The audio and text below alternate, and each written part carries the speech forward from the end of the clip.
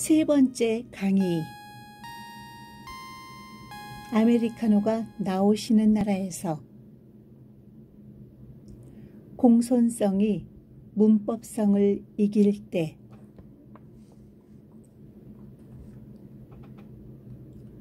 무언가 어색한데도 불구하고 자주 듣는 말들이 있다. 아메리카노 나오셨습니다.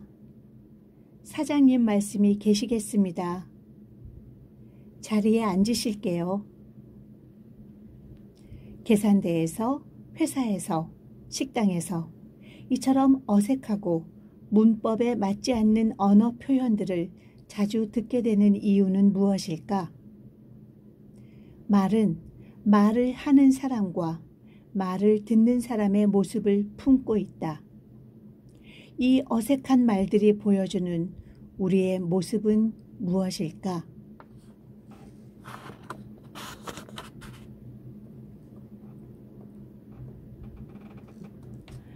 어디를 가나 들리는 이상한 말들. 카페에 가서 우리는 흔히 이런 말을 듣게 된다. 주문하신 아메리카노 나오셨습니다. 옷을 사러 옷가게에 가면 옷을 파는 사람들은 우리를 응대하면서 말한다. 이 옷은 신상품이세요.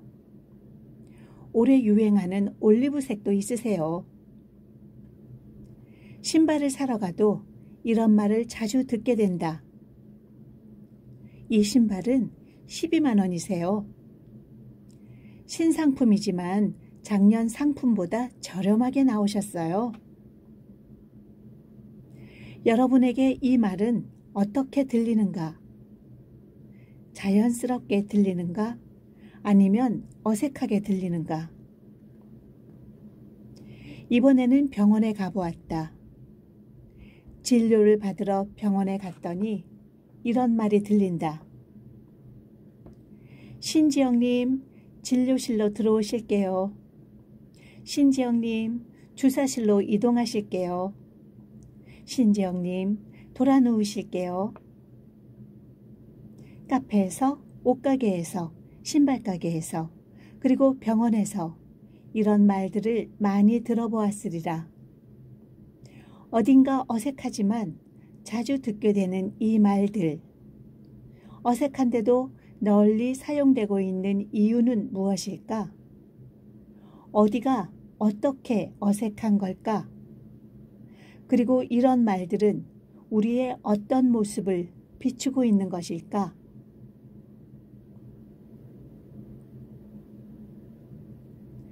어색한 말이 널리 쓰이는 이유. 아메리카노 나오셨습니다로 대표되는 이런 말들이 문법에 맞지 않아 어색하고 이상한 말이라는 이야기를 누구나 한 번쯤은 들어보았을 것이다. 한국어를 연구하는 학자들뿐 아니라 기자와 아나운서는 물론 평범한 시민들까지 다양한 매체를 통해 꽤 오래전부터 이 말의 문제점을 지속적으로 지적을 해왔다. 그런데 그렇게 많은 사람이 그렇게 오랫동안 문제가 있다고 지적해왔는데 왜 이런 표현들은 없어지기는커녕 더 널리 사용되고 있는 것일까? 그 이유는 간단하다. 문법을 어긴 표현이 문법을 지킨 표현보다 사용해서 훨씬 더 효과적이라고 언어 사용자들이 생각하기 때문이다. 즉, 틀려서 얻게 되는 이익과 맞아서 얻게 되는 이익을 비교할 때 틀려서 얻게 되는 이익이 훨씬 크다고 생각하기 때문이다. 정말 그런지 확인해 볼 필요가 있다. 카페나 옷가게에 가서 주문하신 아메리카노 나오셨습니다. 이 옷은 신상품이십니다. 라고 말하는 사람들에게 물어보자. 혹시 이 말이 문법에 맞지 않는 말이라는 걸 모르냐고 말이다. 그들의 답이 정말 놀랍다.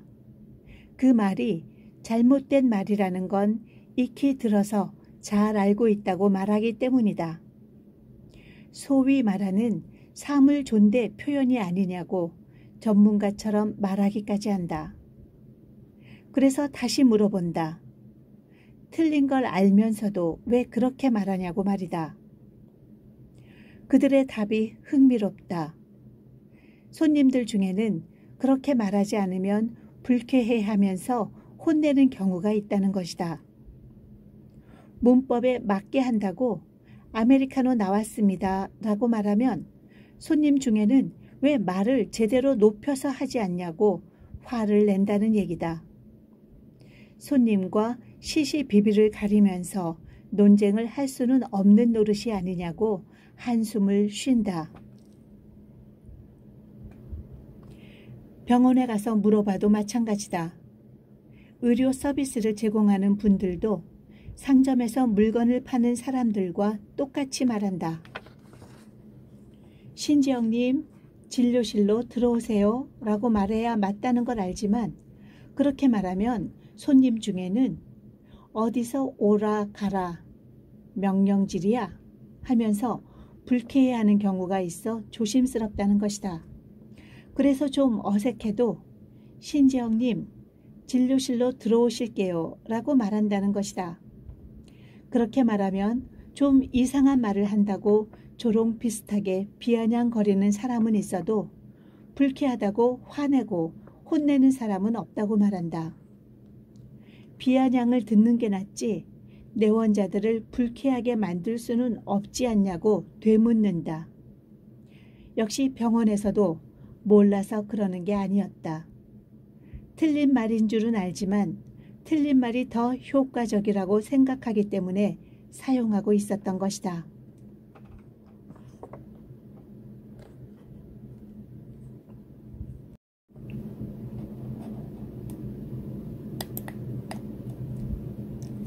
어디가 어떻게 이상한 걸까?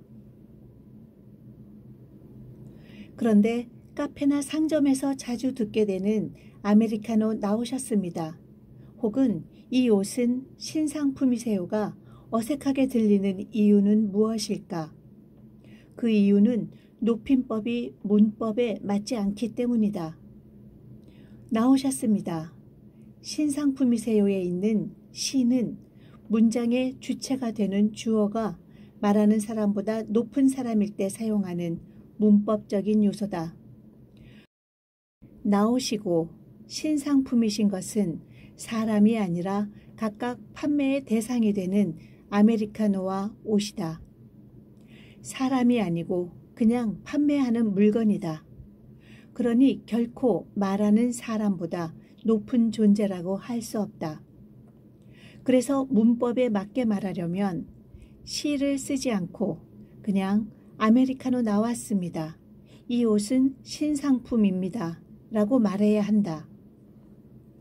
시를 넣어 말하면 문장의 주어인 아메리카노와 신상품을 말하는 사람인 카페 직원이나 옷가게 직원보다 높이게 된다. 이상하고 어색한 표현이 되는 이유다. 이런 표현을 사물 존대라고 하는 까닭도 바로 여기에 있다.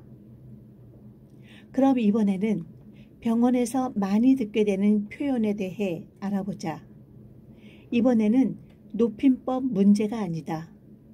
문장에 쓰인 높임법은 전혀 문제가 없다.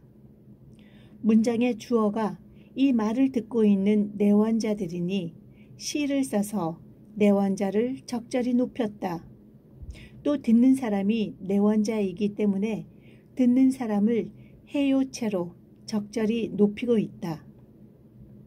이번 표현의 문제는 다른 곳에 있다. 진료실로 들어오실게요. 주사실로 이동하실게요. 돌아누우실게요. 에는 모두 리을게요라는 말이 사용되고 있다.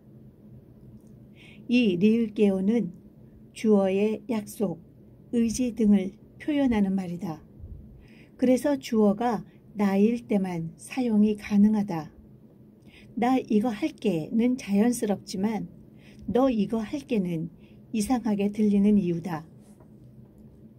너 이거 할게가 이상하다면 병원에서 흔히 듣게 되는 진료실로 들어오실게요도 이상한 문장이 되어야만 한다. 이 문장의 주어는 나, 즉 말하는 사람인 의료 서비스 제공자가 아니라 너, 즉 듣는 사람인 내원자이기 때문이다.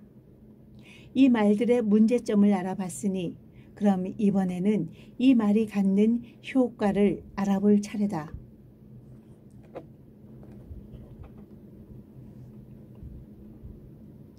똑똑하면 손님을 잃어요. 앞서 이야기한 대로 사물인 아메리카노는 당연히 말하는 카페 직원보다 높은 존재일 수 없어서 아메리카노 나오셨습니다. 류의 말은 문법에 맞지 않는다. 하지만 인터뷰를 했던 카페 직원의 말처럼 아메리카노 나왔습니다. 라고 문법에 맞게 말하면 불쾌해하는 손님이 있다는 것이 문제다.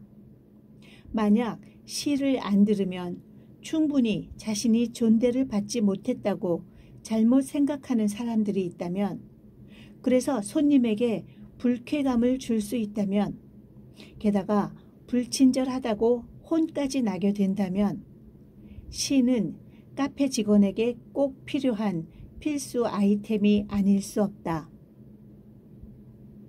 그런데 손님들은 왜 그렇게 생각하게 될까? 이번에는 손님들이 그렇게 생각하는 이유를 살펴보자. 이는 시의 기능이 주어에 대한 존대에서 듣는 사람에 대한 존대로 확대되어 가는 것과 관계가 있다.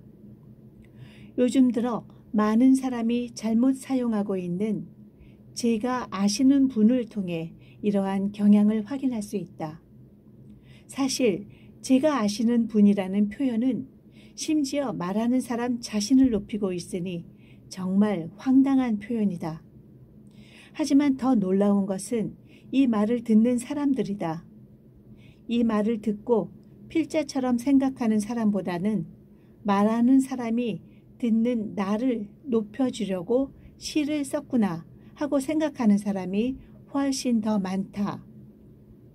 요즘 들어 이 표현은 방송을 통해 세력을 얻어가고 있는 중이다. 말하는 사람이 자기 스스로를 높이는 제가 아시는 분이 해준 얘기예요 라는 말을 듣고도 듣는 사람은 말하는 사람이 듣고 있는 나를 높여주는구나 생각하는데, 아메리카노 나오셨습니다는 두말할 필요가 없다. 상황이 이런데 직원 입장에서는 어떤 것이 더 유리할까? 사물 존대의 문제점을 인식한 어떤 손님으로부터 문법에 안 맞는 말을 했다고 비난을 받는 것과 사물 존대가 자신을 높여주는 것이라고 믿고 있는 손님으로부터 왜 자신을 충분히 높이지 않았냐고 비난을 받는 것 중에 말이다. 당연히 문법에 안 맞는 말을 해서라도 손님의 심기를 불편하게 하지 않는 것이 훨씬 유리하다.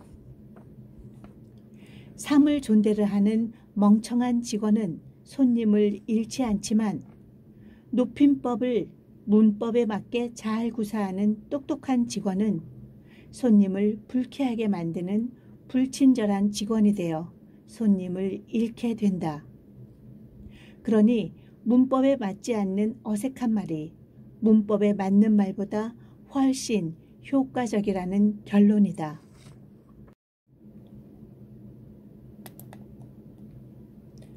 나의 명령이 아니라 당신의 의지입니다.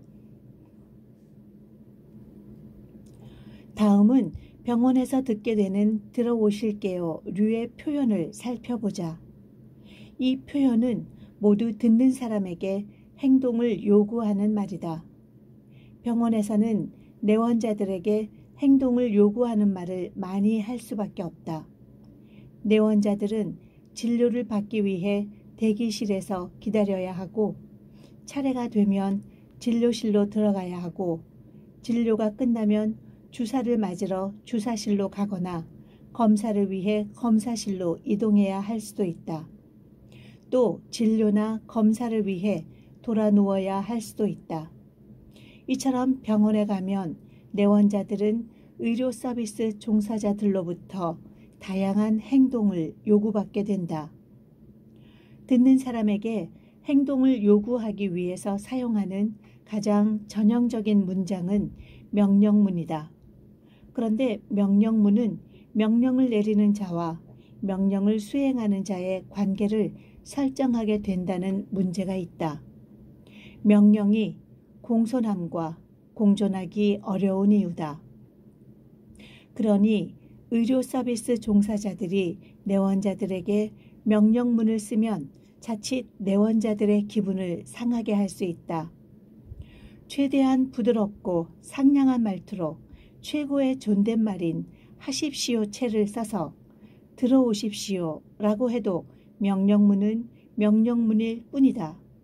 그래서 내원자들이 명령문을 듣고 불쾌감을 느낄 수 있다. 명령문이 갖는 이러한 특성 때문에 명령문보다는 다른 유형의 문장으로 명령문의 기능을 대신하게 하는 것이 일반적이다. 의문문을 명령문 대신 사용하는 것이다. 창문 열어 주십시오와 창문 열어 주시겠습니까? 를 비교해보면 금방 어감의 차이를 확인할 수 있다. 의문문으로 말하니 명령이 아니라 부탁으로 들린다. 말하는 사람도 듣는 사람도 부담이 확 줄어든다. 그렇다면 병원에서도 들어오시겠어요? 라고 말하면 되지 않을까? 하지만 이 장면에서 의문문을 쓰면 원하지 않는 결과를 초래할 수 있어 문제가 될 수 있다. 우선 의문문은 정보를 요구하는 문장이다. 따라서 듣는 사람에게 답변을 요구하는 것이 기본적인 기능이다. 답변을 요구하는 것도 요구는 요구라서 자칫 내원자들을 불쾌하게 만들 수 있다. 내원자들이 자신의 기분에 따라서 왜 뻔한 걸 묻고 난리야 하고 불쾌해할 수도 있고 아니요, 안 들어갈래요 라고 답을 하면 낭패가 아닐 수 없다. 그래서 나온 말이 바로 들어오실게요 류의 말이다. 평서문을 가지고 명령문처럼 행동을 요구하는 기능을 수행할 수 있도록 고안한 문장이다. 평서문이란 정보를 전달하는 기능을 수행하는 문장이라서 말을 하는 사람도 그 말을 듣는 사람도 별 부담이 없다. 그러니 평서문으로 원하는 기능, 즉 요청 기능을 수행할 수만 있다면 금상첨화다. 일반적이지 않은 기능을 수행할 수 있게 하려면 일반적이지 않은 방법을 궁리할 수밖에 없다. 그런 궁리 끝에 탄생한 것이 바로 들어오실게요 류의 표현인 것이다. 즉 말하는 사람의 의지를 표현하는 리을게요를 가지고 듣는 사람의 의지를 표현하는 듯이 말하는 것이다. 들어오실게요 라고 하면 왠지 말하는 사람의 명령이 아니라 듣는 사람이 자신의 의지로 그 행위를 하는 것처럼 느껴지게 되어 부담감이 확 줄어들게 된다. 문법에 맞지는 않지만 듣는 사람을 불쾌하게 만들지 않으면서 원하는 기능, 즉 행동을 요구하는 기능을 수행할 수 있는 표현이니 이보다 더 유용할 수는 없다. 그러니 조금 이상해도 당연히 애용될 수밖에. 결국 문법에 맞지 않아 이상한 말이라고 비난을 받아온 표현들이 사라지기는커녕 세력을 확대해 가고 있는 이유는 비난을 감수할 만큼 충분한 효과가 있기 때문이었다.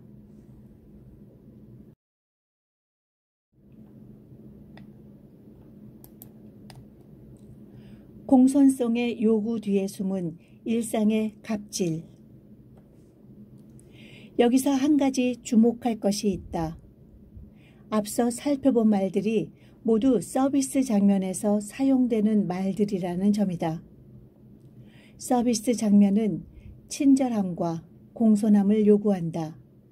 즉, 불친절하다거나 불손하다는 비난을 듣는 것이 비문법적인 말을 한다는 비난을 듣는 것보다 훨씬 더 큰 비용이 드는 장면이다.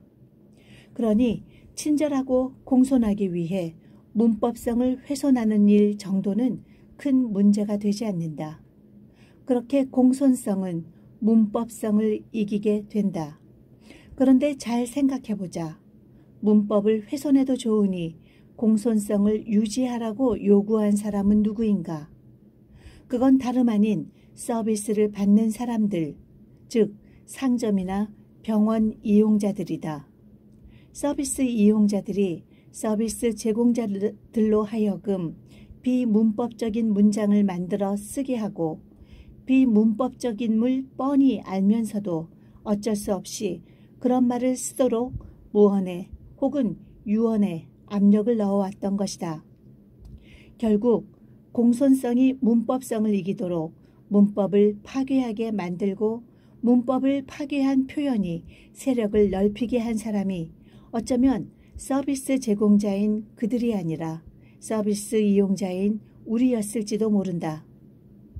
아메리카노 나왔습니다.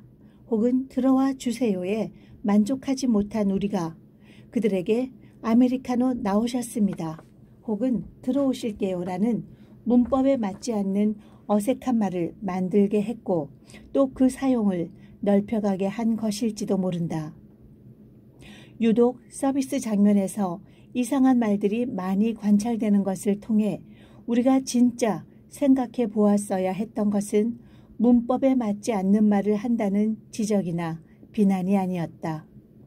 공손성의 요구 뒤에 숨어있는 우월적 지위를 이용한 일상의 갑질에 대한 깊이 있는 성찰이었다. 혹시 우리는 손님은 왕이다 라는 철진한 표어에 속아서 돈을 내고 서비스를 제공받는 것을 전제군주가 되어 갑질을 할 수 있는 권리를 사는 것으로 착각하고 있었던 것은 아닐까? 서비스를 제공하는 사람들이 갑질을 당해야 할 이유가 없는 것처럼 서비스를 이용하는 사람도 갑질을 할 권리는 없다. 손님은 왕이 아니다. 손님은 손님일 뿐이다. 앞으로 상점에서 혹은 병원에서 공손성이 문법성을 이긴 표현들이 귀에 들리면 뭐 저런 비문법적인 말을 해 라고 생각하기에 앞서 일상의 갑질에 혹시 내가 동참하고 있는 것은 아닌지 손님으로서의 나의 태도를 뒤돌아 살펴보면 어떨까? 서비스를 제공하는 사람이 친절을 베풀어야 한다면 서비스를 제공받는 사람도 예의는 지켜야 할 테니 말이다.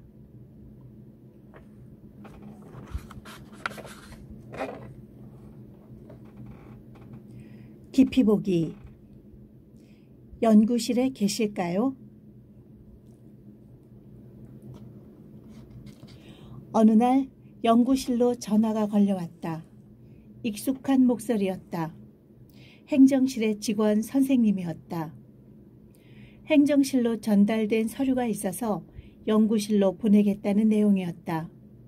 그런데 다음과 같은 질문에 순간 당황했다. 교수님, 혹시 지금 연구실에 계실까요? 어떻게 답을 해야 할지 갈피가 잡히지 않았다. 연구실로 전화를 했고 분명히 필자에게 가져다 줄 서류가 있다는 내용인 것 같았는데 이런 질문을 하니 문장의 주어가 누구인지 잘 파악이 되지 않았다. 전화를 받기 전에 마감 원고에 집중한 탓에 정신이 딴 데 팔려서 통화 내용을 건성으로 들었나 반성하면서 신뢰가 되기는 하겠지만 그래도 동문서답을 하는 것보다는 낫겠다 싶어서 물었다. 죄송한데 누가요? 필자의 반문에 직원 선생님은 당황한 기색이 역력했다. 당황해하는 반응에 필자 또한 당황했다. 대충 눈치를 보니 그 문장의 주어는 바로 필자였던 모양이다. 사태를 수습하려고 말을 이어갔다. 계속 연구실에 있을 예정이니 언제든지 서류를 가져다 주면 된다고 말하며 전화를 끊었다. 전화를 끊고 잘 생각해보니 이런 말을 들어본 적이 있는 듯 했다. 그리고 어떤 사람이 떠올랐다. 그 사람과 이야기를 하다가 비슷한 낯설음을 느낀 적이 있었다는 기억이 떠올랐던 것이다. 그때도 분명히 맥락상 필자에 대해 묻는 것 같았는데 다른 사람에 대해 묻는 것처럼 물어서 순간 당황했었다. 리을까요는 어떤 일에 대한 물음이나 추측을 나타내거나 어떤 일에 대한 상대편의 의사를 묻는 말이다. 그러니까 전화를 받고 있는 사람에게 지금 연구실에 계실까요? 라고 묻는 것은 어색할 수밖에 없다. 상대가 연구실에서 전화를 받고 있는데 상대가 연구실에 있는지 추측하는 것도, 연구실에 있는지 의사를 묻는 것도 이상하다.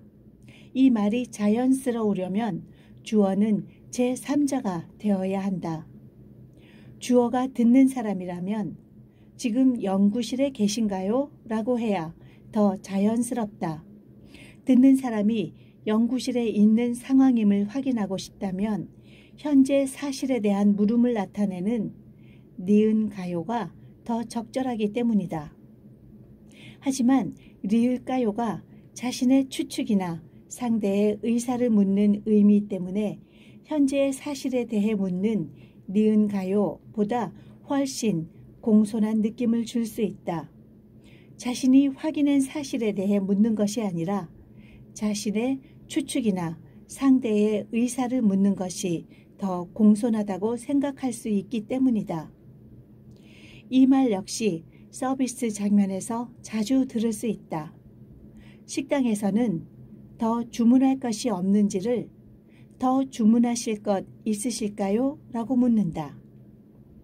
더 주문하실 것이 있으신가요? 가 더 자연스러운 말이지만 어느덧 식당에서는 더 주문하실 것 있으실까요? 를 더 자주 듣게 되었다. 역시 공손성이 문법성을 이기면서 만들어진 말이다.